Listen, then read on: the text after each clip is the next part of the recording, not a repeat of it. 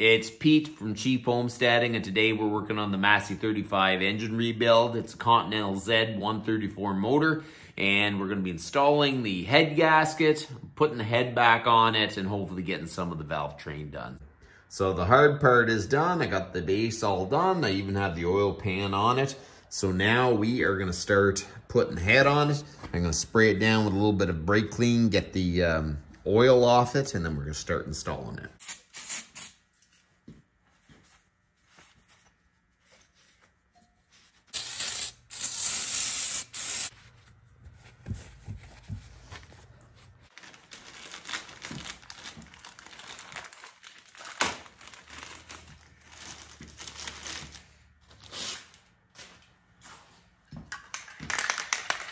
So in the manual, it says to use a non-hardening gasket sealing material, which I use high-tack, and you're supposed to spray both sides of the gasket.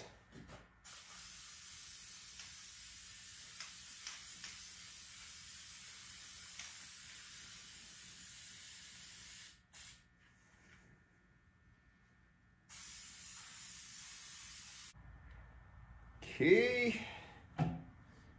And this will only fit one way.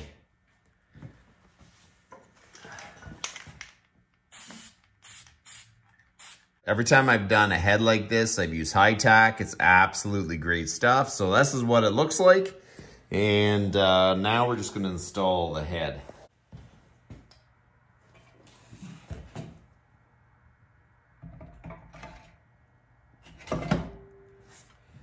There we go.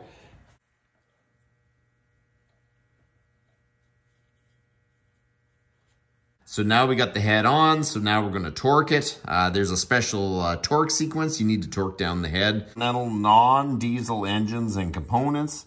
Cylinder head, so the MF 135. This is a 135 book, but it's the same engine. Tighten the cylinder head cap, screws and stud nuts to the torque of 70 to 75 foot-pounds. Using the sequence on figures 36. And here is the torque sequence for our motor. We're going to torque it to 70 to 75 foot-pounds. So we're going to torque the head, and we'll go to 35 first and then do our final 75. You know what? It doesn't talk about it in the book about torquing it to a lower amount, then go to the higher amount. But I just kind of like doing that. I don't like torquing the final torque on the actual torque sequence. I kind of like to go half the torque, go through the torque sequence, and then do the final torque, go through the torque sequence, and then we're done. So first, seat all the nuts. We're not going to actually torque them down or anything. We're just going to get them till they just touch the head. 4,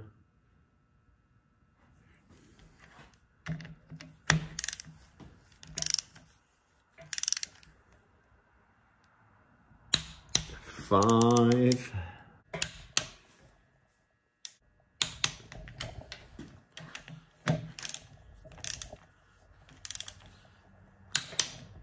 'So I torque the head down at about half the torque. I'll go through the sequence, then I'll torque it at full torque, and then I'll go through the sequence.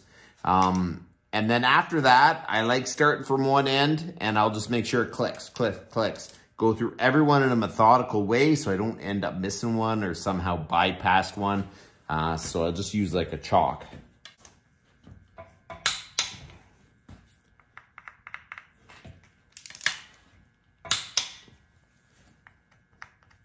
I like using some sort of chalk or something because you can look back and say, okay, every single one has been torqued and checked. So we get our push rods that we marked. And we start putting them back in to the right hole.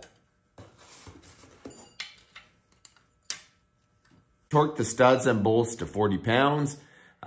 They say on the book it's either 35 to 40 pounds for a 135 and 40 to 50 pounds for a 165, so they must be bigger bolts.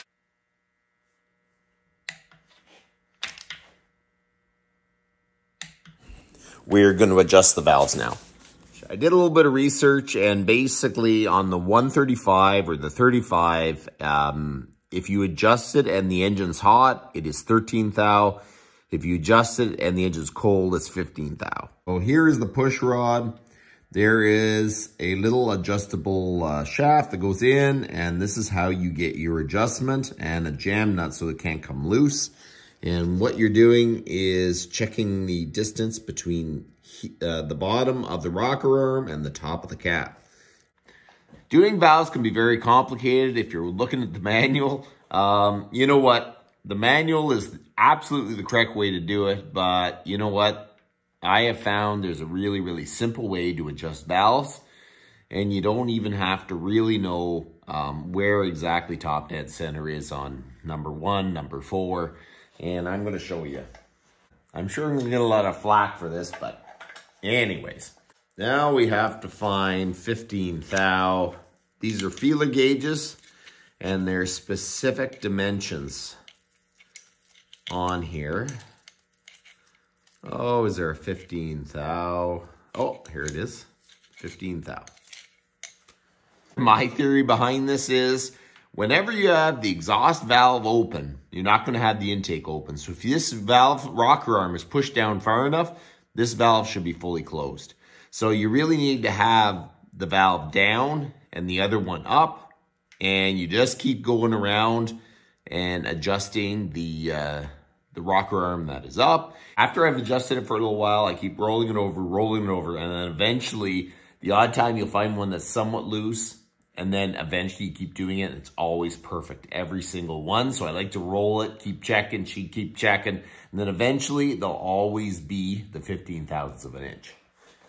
So basically, you put the feeler gauge in between, you adjust this till it just slides. And then you lock the lock nut.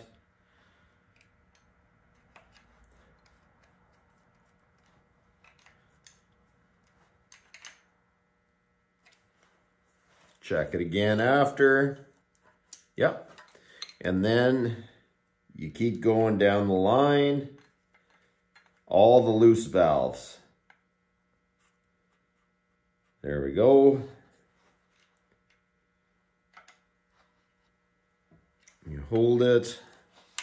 See, this one's down. You adjust this one, the loose one.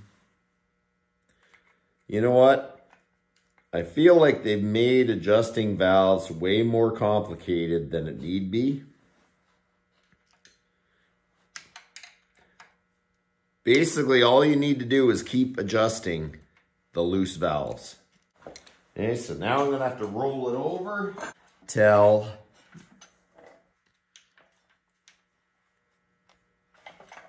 I just had to throw this in here. Basically, at the very end, you roll it over like a few turns, check all the loose valves. If they're 15 thou, that's good. If you roll it over a few turns, check all the loose valves. Do that about 3 times, and if they're all 15 thou, you know it's good to go.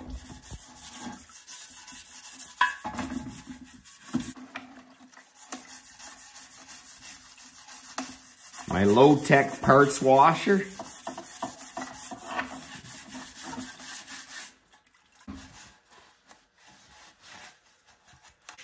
We're going to use high-tack. I'm going to spray the valve cover gasket. I'm only going to spray one side because my hope is that if I have to take the valve cover off again, that it will stick to the valve cover and not rip on the engine, so I can reuse it, you know. Stuck to the valve cover,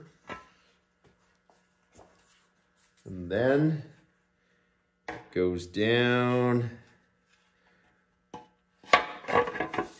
this way.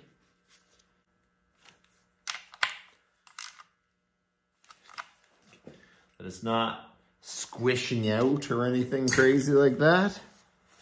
That looks good. So there you go. We got the head on, torque down, valves adjusted, and the valve covers on. So I'm pretty happy with that. I'm running out of time, so that's all I have for today. But next time we're going to try to just button this thing up and get this thing back together. So that's about enough for today. You guys have a good one.